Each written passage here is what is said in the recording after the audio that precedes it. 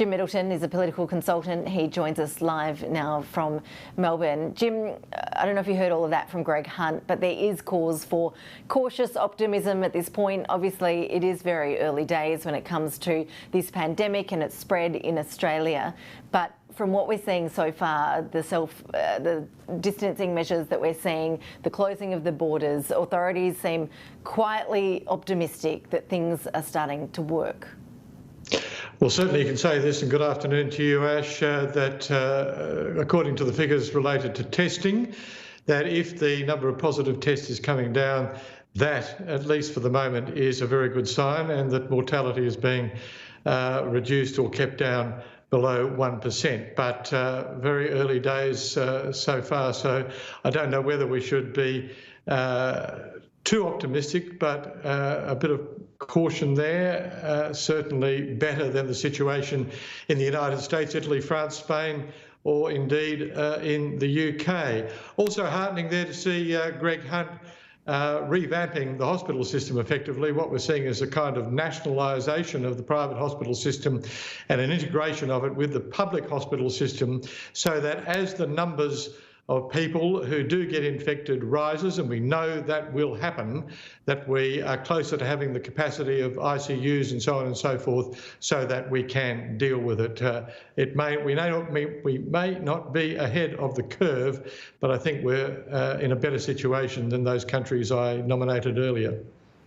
We certainly are, and we heard the Health Minister, Greg Hunt, saying there that in America, one out of every 2 people tested are returning a positive result. We're nowhere near that here, and we'd obviously like to keep it that way as well. Jim, I'm keen for your view on the huge wage subsidy scheme announced yesterday by the Prime Minister. We've just confirmed the latest numbers on that here at Sky News, and we know now that 192,000 businesses have already registered for that wage subsidy scheme. It was only announced, around this time yesterday. So for that demand in just a 24-hour period, that is quite remarkable. We know the government's been saying they expect around 6 million Australians to take advantage of that, and the numbers we're already seeing shows that this sort of thing is needed and being taken up by businesses in need.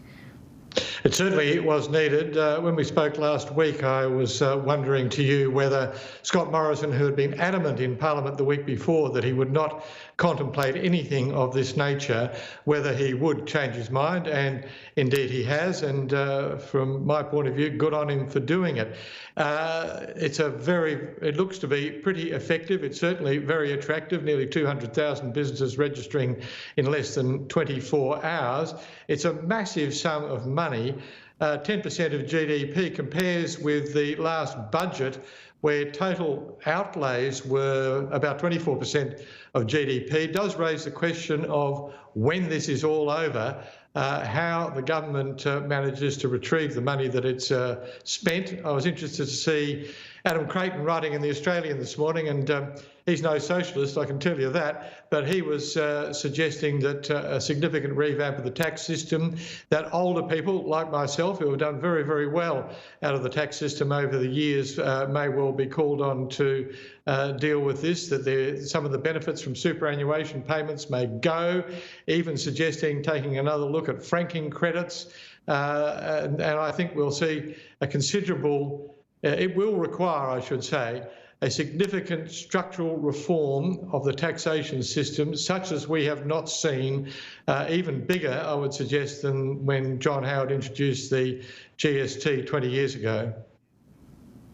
It is fascinating to see just how the relationships in the political system have completely changed. We just heard from Tony Burke from the opposition just a short time ago. He was confirming that the opposition won't be standing in the way of this package. They're adding a few suggestions here and there, also taking a bit of credit, I think, as well for where the government has landed in terms of the magnitude of that package.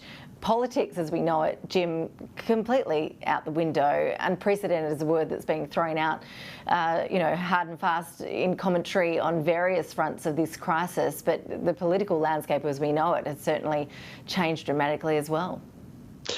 It certainly has, and in an interesting way, in crises, incumbents tend to do very well, at least initially, unless they really muck things up. So it's no real surprise that around the world and in Australia that the incumbent governments, as far as such polling as I've seen, indicates are doing very well indeed.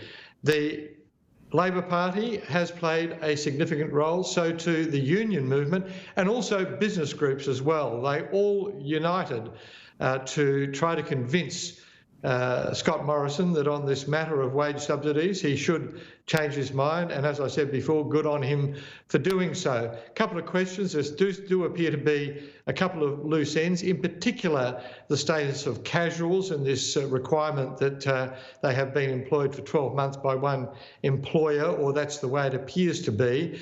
I suspect that that's something that may need to be modified as we go along. Also, this question of the first payments being on May the 1st, or backdated to March the 1st. The question there, talking to employer representatives and employee representatives as well, particularly in the retail sector, the question is whether some companies will have the cash flow, some outlets, some stores will have the cash flow that enables them to hold on until May the 1st, so that they can then receive the payments and pass them on to their employees or those that have been stood down.